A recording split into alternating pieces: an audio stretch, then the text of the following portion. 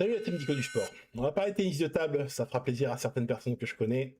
On va parler de Félix Lebrun, bien évidemment, de la portée de son sacre historique en Suède. On va récapituler tout ça et faire le point sur la suite parce que la suite pourrait être très très heureuse. Ce dimanche, Félix Lebrun a remporté l'Europe Smash en Suède en battant Tomokazu Emoto en finale. L'Europe Smash, c'est quoi? C'est un des 4 grands smash de la saison, un des 4 tournois les plus importants sur le circuit mondial de tennis de table. Pour vulgariser tout ça, c'est l'équivalent d'un grand chelem en tennis. C'est pas le premier titre de la France en grand smash. Félix Lebrun et Alexis Lebrun avaient gagné le premier titre au mois de février à Singapour.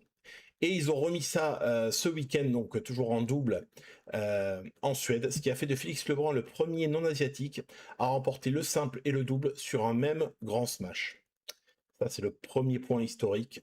Le deuxième, c'est bien évidemment que c'est le premier titre en simple de la France au niveau Grand Smash. Le troisième, c'est que c'est le deuxième titre d'un non-asiatique en simple, après Trolls me regarde sur ce même tournoi l'année dernière. Voilà pour la portée historique du sacre de Félix Lebrun, mais il y a encore beaucoup plus à aller chercher, et très prochainement. Ce matin, l'actualisation du classement mondial a eu lieu. Félix Lebrun, pour la première fois de sa carrière, est numéro 2 mondial. Derrière Wang Chuqin, toujours numéro 1 mondial depuis longtemps déjà. Wang Chuqin qui n'était pas présent en Suède, dont on ignore s'il sera présent à Macao lors du prochain rendez-vous du circuit mondial de tennis de table début septembre. Un WTT Champions. Félix Lebrun y sera. Et si Félix Lebrun venait à remporter le WTT Champions de Macao et que Wang Chuqin n'allait pas jusqu'en demi-finale, alors Félix Lebrun serait numéro 1 mondial pour la première fois de sa carrière. Alors ce serait pas une première pour le ping français.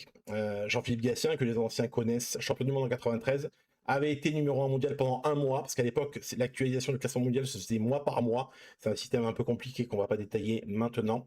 Quoi qu'il en soit, ce serait quand même donc une première depuis 1993, une première au 21e siècle.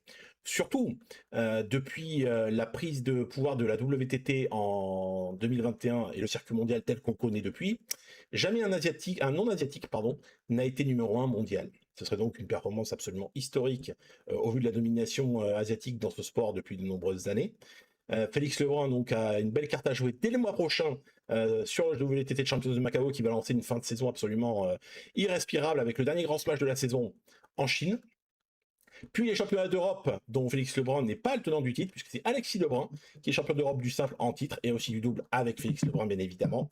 Avant le traditionnel rendez-vous du WTT Champions de Montpellier fin octobre, instauré sous l'impulsion justement des frères Lebrun, qui dominent toujours le pic français, le pic européen et peut-être donc bientôt le pic mondial.